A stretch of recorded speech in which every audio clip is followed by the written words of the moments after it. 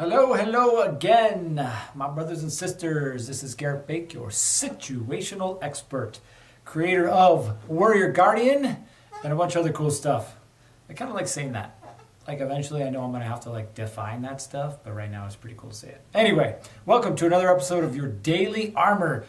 Today's topic, what is the definition of cheating?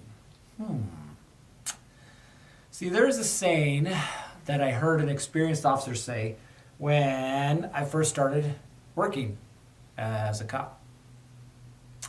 And that saying was, if you're not cheating, you're not trying. I was like, oh, why would you say that? Didn't understand it, right? Why would you cheat? Why would you want to do that in this career? Like, we're all about enforcing the law, about being the truth amidst the lies. So I just kind of ignored him. When I was selected as SWAT, my last requirement was to make it through SWAT school. And for those of you who have never had the pleasure of going to SWAT school, it is 8 days of 10 to 12 hours a day. You could classify that as fun, but let's be honest, after a while, it's just a big wear. And as a new guy, I had all the FNG tasks. If you don't know what FNG stands for, go to Urban Dictionary and look it up. So I had to be there early. I had to help set up. I had to get the water. My personal favorite, picking up brass. That's right. At a shooting range, when you shoot a gun, there's a casing that gets ejected. Brass has to be picked up eventually, and that's right. The new guys have to take care of that. So you can imagine how long that took with a school of 50 to 60 guys.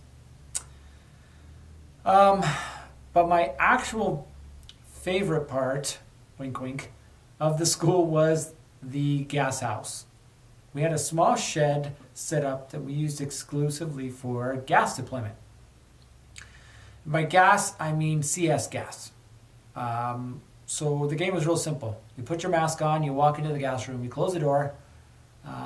There have been gas canisters released in this room, right? So it's very cloudy, very smoky, and it's got the gas.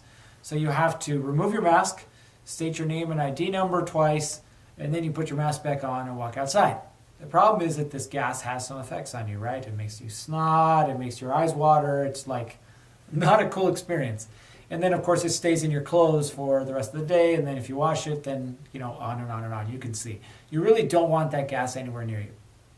So the problem was that I already knew that the gas was going to affect me, and I didn't want to deal with it. I really didn't want to take it home. I really didn't want to put it in my car. So between me and another couple guys, we were sitting there at lunch and trying to figure out some options.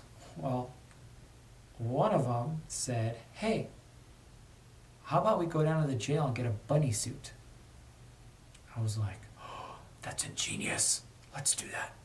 So what a bunny suit is, if you can imagine at a lab, right, they have the white coat and it comes up over their heads and they have the mask on, and that's what a bunny suit is. And the reason that the jail has them is because when somebody either comes in naked or pukes or pees or poops on themselves, they can put this on them and get rid of that dirty, nasty, smelly clothes. So we ran down there real quick. We grabbed 3 of them. We came back, and when it was our turn to go into the shed, we broke out those bunny suits. Put it on, this big white suit. Put our mask on. We literally looked like we were walking in a lab. Everybody's looking at us like, what are you doing? But sure enough, went inside of the gas room, pulled off the mask, name and ID number twice, put it back on, came outside, snot, spit, crying, stuff coming out. But you know what? I took that bunny suit off, threw it away, washed my face, and it was it. Like, there were no more after effects. And all these other guys that are going through with their regular clothes are still coughing, are still, you got boogers coming out. They still got stuff on their clothes. They're trying to switch out clothes. I kind of felt sorry for them. But you know what? I kind of didn't, because I worked around the system, right? So who was laughing at this point? Well, I was. That's right. What did I learn? I learned the same phrase that had been taught to me so many years earlier. If you're not cheating, you're not trying. Now, think about this. It was about properly applying a shortcut or a cheat ahead of time. I wasn't cheating anyone, right? I wasn't hurting anyone. I was just making the system work better for me or work in my favor. So ask yourself, where in your core four, right? Your body, your being, your balance, and your business, where have you applied a life hack or a cheat to help you obtain an outcome, right? Now, these life hacks could come in many different forms. And it could be real simple. Like for me, a life hack is laying out my shoes and all my clothes for the gym and or running the night before. Now, why do I call that a life hack? Because one, I'm not stumbling in the dark trying to find clothes. Two, I'm not waking up my wife and she's getting angry at me because I woke her up. Like I literally just get up, grab my stuff, and leave the room. And it's that simple. So is it cheating? I don't know what's your definition of cheating. But is it a life hack? Absolutely. See, you're setting yourself up for success. That's what I want you to think of this as. So, going back, where in your life have you set yourself up for success? And how has it worked out for you? Right? Now,